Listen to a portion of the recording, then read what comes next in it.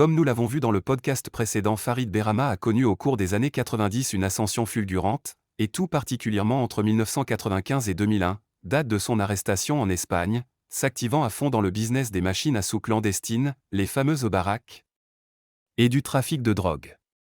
Ayant pris petit à petit la tête du gang des Salonnais et devenu un véritable mentor pour la jeunesse criminelle des quartiers nord de Marseille, une terrible guerre fratricide le mettra aux prises avec ses anciens alliés au tournant des années 90 à 2000 et coûtera la vie de bon nombre de beaux voyous du cru.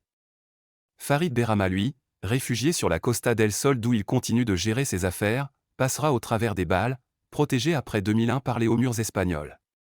Mais pendant son incarcération, les choses bougent sérieusement à l'extérieur, comme toujours dans ce milieu où les statu quo ne durent jamais très longtemps, sans cesse assujettis aux aléas des arrestations impromptues et des morts subites. La nouvelle situation, elle, semble tout particulièrement profiter aux équipes corses dans le sud-est. L'occasion pour nous de faire un long focus sur les clans insulaires, de leur installation pérenne sur le continent aux guerres intestines qui les ont lourdement touchés dans la deuxième moitié des années 2000. Alors que Farid Berama végète donc dans sa prison madrilène, les conflits d'intérêts entre voyous corses semblent en effet fortement s'accentuer autour d'Aix-en-Provence et de Marseille. Un nœud d'intérêts divergents et de jeux d'influence cristallisés autour de la nébuleuse de la Brise de Mer, un puissant gang bastien né dans les années 80 ayant connu son embellie grâce à d'audacieux braquages en série, réinvestissant les millions accumulés aussi bien dans les domaines illégaux, drogue, machines à sous, que légaux, bars et boîtes de nuit, cercles de jeux et casinos, immobilier, sociétés de distribution de boissons, sociétés de sécurité. Étendant autant son emprise sur la Corse que sur la côte méditerranéenne et la capitale. Du très très lourd en somme. Et pendant l'incarcération de Farid, les choses bougent sérieusement dans le coin. L'équipe de Francis Mariani, pilier de la Brise de Mer, et de son fils trentenaire Jacques, qui avait commencé à s'implanter dans la région d'Aix-en-Provence dès 1998 et s'était imposé sur les machines à sous et les raquettes de discothèque en évinçant définitivement les amis de Francis le Belge au début des années 2000, voir le chapitre redistribution des cartes. De l'article Francis le Parisien et Jackie le retraité, connaît en effet à l'époque quelques revers judiciaires. Ayant vraisemblablement pris le parti de Berama pendant la guerre de Salon, c'est un nouveau coup dur pour la sauvegarde des affaires du caïd.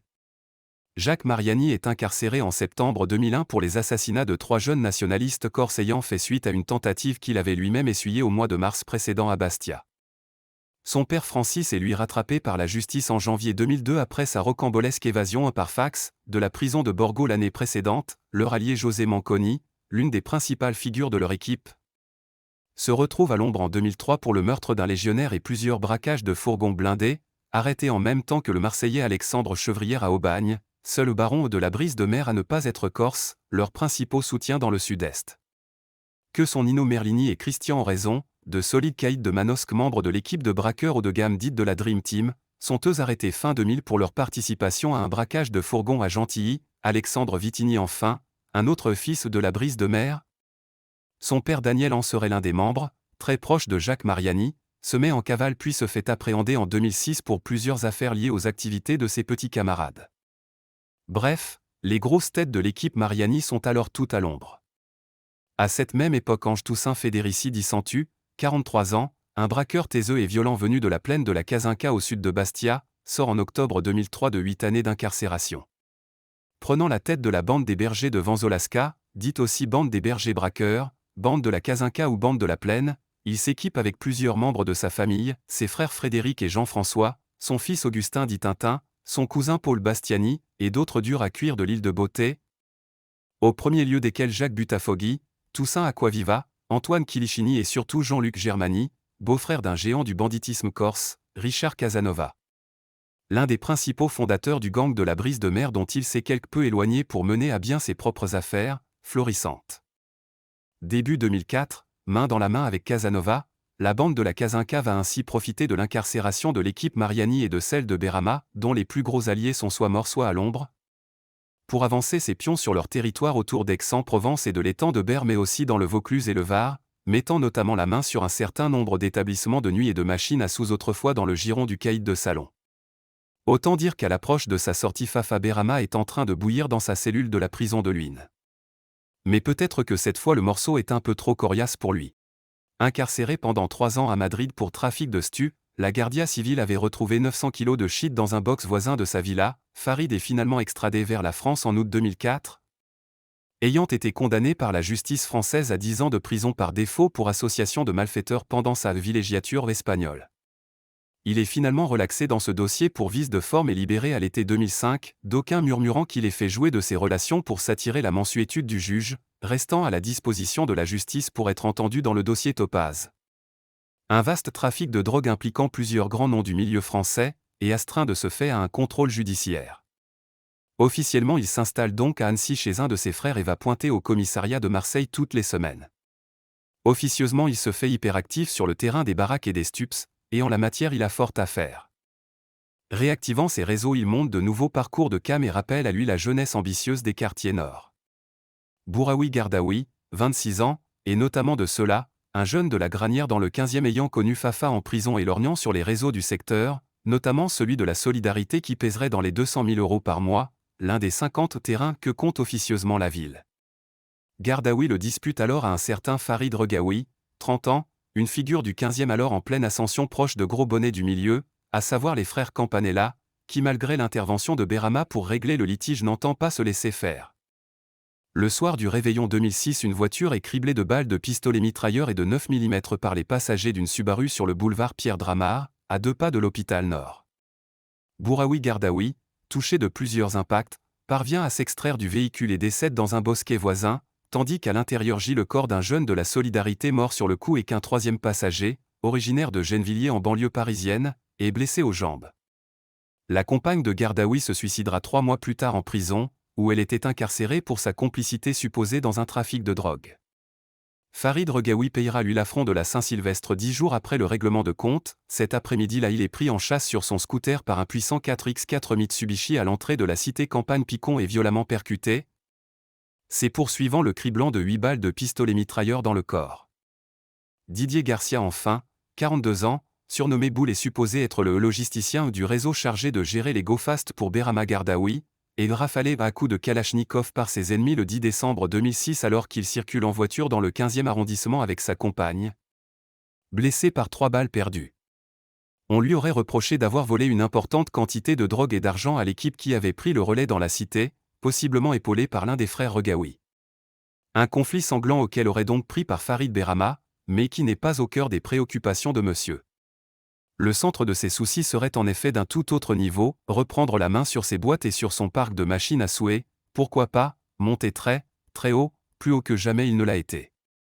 Il s'équipe alors avec sa nouvelle garde rapprochée et s'acquiert le soutien de quelques grands noms. On dit que les frères Michel et Gérald Campanella, de très gros poissons venus des Aïgalades dans les quartiers nord, proches des frères Barcy, de Roland Cassonne et du clan Mariani, seraient notamment de ceux-là ainsi que, pour un temps du moins, Jean-Luc Germany.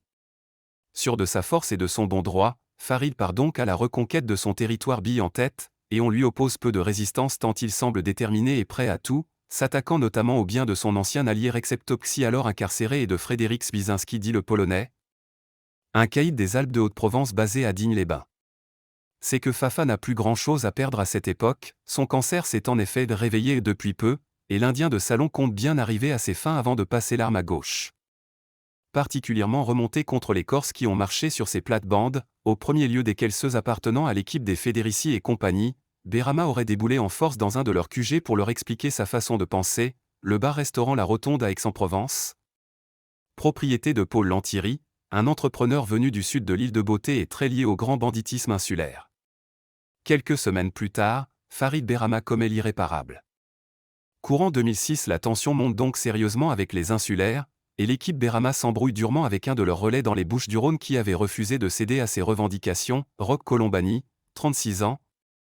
Un Corse de Vitrolles connu pour trafic de drogue et supposé allié des bergers braqueurs dans les machines à sous, patron d'un bar et ayant des intérêts dans plusieurs établissements marseillais, grand ami d'Augustin Fédérici, fils d'Ange Toussaint, et très lié à la famille corse des Costa, proche de la brise de mer. Le 23 mars 2006, il est criblé de 60 balles de pistolet mitrailleur, de 11,43 et de fusils de chasse par 4 passagers d'un véhicule qui lui a barré la route alors qu'il circule en 4x4 Mercedes sur la départementale 20 près de Rognac. La réponse de l'équipe adverse est presque immédiate et survient 10 jours plus tard, le 4 avril, date à laquelle Colombani aurait dû fêter son 37e anniversaire. Farid Berama se trouve ce soir-là dans une petite brasserie des quartiers nord, les Marronniers avenue des Chutes-la-Vie dans le 13e, et regarde le match de foot Lyon-Milan AC avec son proche lieutenant Radouane Ba et Edith Jandelli, neveu du tenancier de l'établissement, mais aussi Karim Bouganmi, un trentenaire connu pour meurtre et braquage de fourgons, dans le giron de Berama depuis le début des années 2000. Et vraisemblablement le traître qui a renseigné le commando adverse. Vers 21h30, 3 puissantes voitures déboulent devant le bar et 5 à 6 hommes cagoulés surgissent dans l'établissement armés d'une kalachnikov, d'un fusil à pompe et de pistolets 9 mm et Colt 45 devant une dizaine de clients médusés. C'est alors un déluge de feu qui s'abat sur Farid Berama et ses collègues. Le caïd de salon n'a pas le temps d'esquisser le moindre geste vers le Glock qu'il porte à la ceinture et reçoit 14 balles mortelles dans le corps.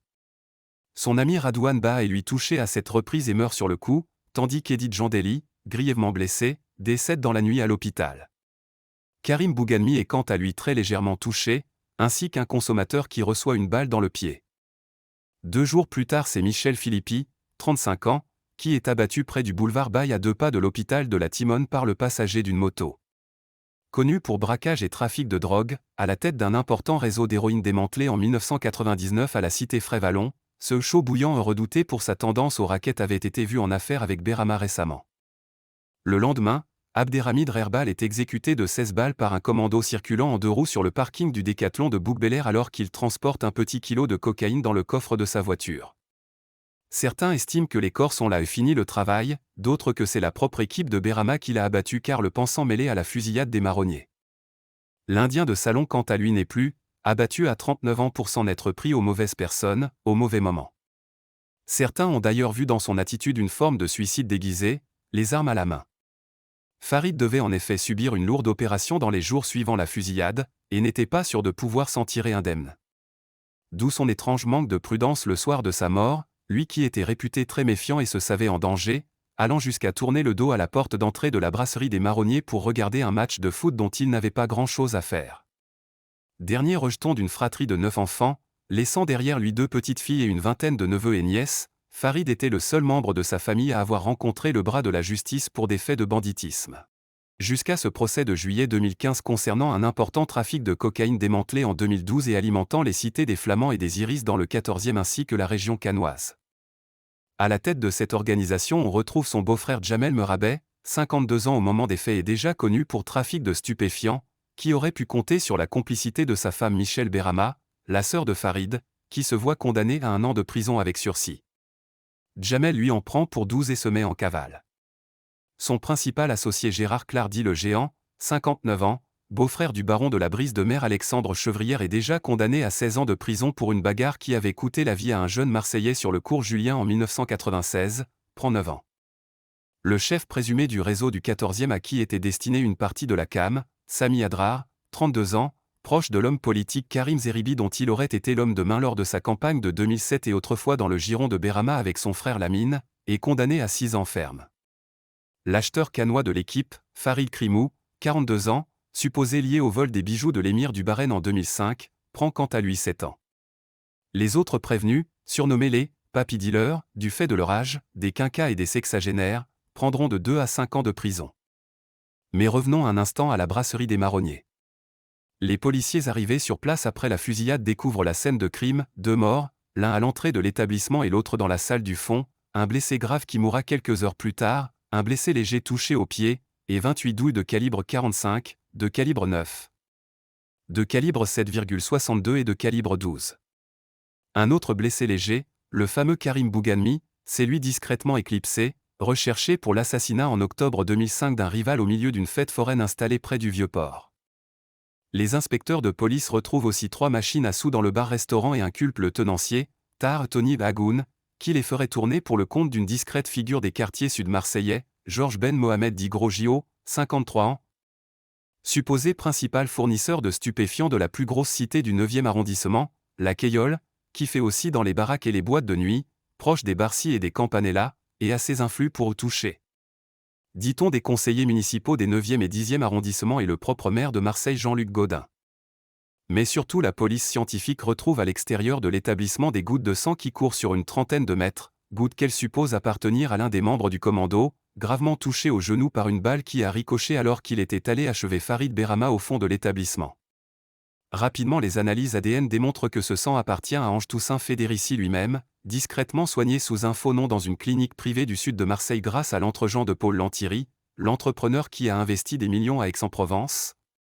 Appelé en catastrophe par les mêmes hommes qui auraient exfiltré en douceur Santu de la clinique après l'opération, son bras droit Toussaint Aquaviva, son cousin Paul Bastiani et son petit frère Jean-François Fédérici. En cavale, ATF est finalement arrêté le 12 janvier 2007 place de la Madeleine à Paris en compagnie d'un pilier de son équipe, Jacques Butafogui. Lors de son procès fin 2010, clamant n'être qu'une victime collatérale de la fusillade des marronniers où il s'était rendu pour voir la rencontre Lyon-Milan AC et boire un Vitel, il est condamné par la cour d'assises d'Aix-en-Provence à 28 ans de réclusion criminelle. Lors du procès en appel à Draguignan 2 ans plus tard, les témoins surprises se succèdent à la barre, du simple observateur qui aurait vu Fédérici entrer seul au marronnier bien avant la fusillade au vieux Corse qui l'aurait accompagné à la clinique Clerval, en passant par le patron de l'établissement et une cliente qui dans un premier temps avait catégoriquement nié la présence d'Ange Toussaint au comptoir du bar avant de changer de version quelques mois plus tard, jusqu'à Karim Bouganmi lui-même qui vient dédouaner l'accusé.